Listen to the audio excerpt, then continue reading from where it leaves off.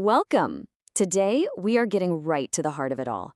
We're talking about the fundamental building block of all accounting, the one thing that takes all the financial noise of a business and turns it into a clear, understandable story. We are talking about the journal entry. I mean, just think about it for a second. Money's coming in, money's going out. You've got sales, you've got bills. It can feel like total chaos. So how in the world does a business make sense of it all? How do you go from a stack of receipts to knowing if you're actually making a profit? Well, believe it or not, there's a system for that. And the solution to all that chaos is actually pretty elegant. You can think of it like a special kind of diary. Not for your private thoughts, but a diary that tracks the journey of every single dollar that comes in or goes out of the business. Now, this special diary is called the journal, and it has this fantastic nickname, the Book of Original Entry. Why? Because every single financial event, every sale, every bill paid, you name it, gets written down here first, in the exact order it happened. It is the one single source of truth. Okay, so if the journal is the whole diary, then each individual story inside it is called a journal entry. It's the formal record of one single transaction. It's like a snapshot that captures exactly what happened, how much money was involved, and which parts of the business felt the impact. So, what does one of these entries actually look like? It's not just some random note scribbled on a napkin. Nope, it has a very specific, very logical structure. Let's pop the hood and break it down. Here it is, the classic format. You've got the date, of course, then this column, particulars, which is really just a fancy way of saying which accounts were involved, and then you see the two money columns, debit and credit. And here is the absolute golden rule of accounting. These two columns always have to be equal. They have to balance. And down at the bottom, there's a spot for the narration, which is my favorite part. It's the story. And this narration part is so important. It's the human touch in a world of numbers. It's a short, simple sentence that explains the why behind the transaction. It's the context that gives the numbers meaning. Without it, you're just looking at a list of figures. All right, that's enough theory. The best way to really get a feel for this is to actually build one from scratch. So let's walk through the process step by step. It really just boils down to 5 simple steps. First, what actually happened in the real world? Second, which 2 or more parts of our business did this event touch? We call those accounts. Third, we classify them. Fourth, we apply those magic rules of debit and credit. And finally, number 5, we put it all together and record the entry in that formal structure we just saw. Okay, let's use a super common scenario. It happens to almost every business, every single month.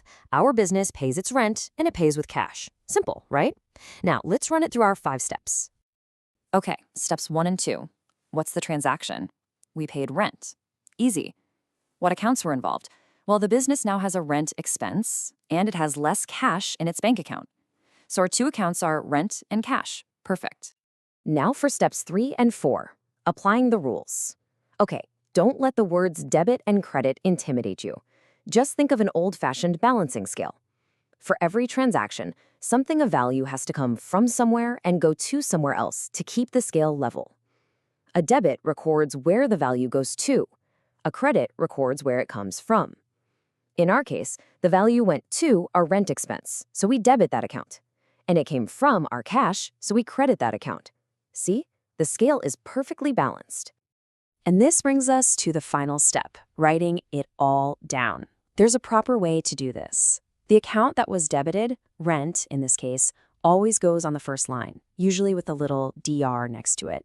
The credited account, cash, goes on the second line, indented a little, and it starts with the word to. And we wrap it all up with the story, the narration, being rent paid in cash. It's simple, it's clear, and it tells anyone who looks at this entry in the future exactly what happened. And just like that, a simple business action has been translated into a perfect piece of structured financial data. So we just spent all this time carefully documenting one single rent payment. You might be sitting there thinking, okay, but why all the fuss? Why is this one little entry so important? Well, here's why it matters. Everything else in accounting is built on these entries. Every single official financial report, the ones that tell you if you're profitable, if you can afford to expand, if you need a loan, it all starts here. If these little entries are accurate, you get a reliable picture of your business's health. If they're wrong, the whole financial picture is distorted. It's also your paper trail. If something looks weird later, you can trace it right back to the original entry. And because this is the foundation, a few common mistakes can really cause problems down the line, like forgetting the narration, which is a huge headache for anyone trying to figure things out later, or misclassifying an account, putting something in the wrong bucket. And of course, the big one, mixing your personal spending with business transactions. That just makes a complete mess of the books. So, if you remember just one thing, let it be this. Journal entries are the translators. They take the raw, sometimes chaotic, reality of business activity, and they translate it into a structured, coherent financial story that everyone can read and understand. At the end of the day, a company's financial journey is just a collection of thousands of these tiny little stories, all recorded one entry at a time. It really makes you think, if you were to look at the journal, what story is your business, or even your own personal finances, really telling?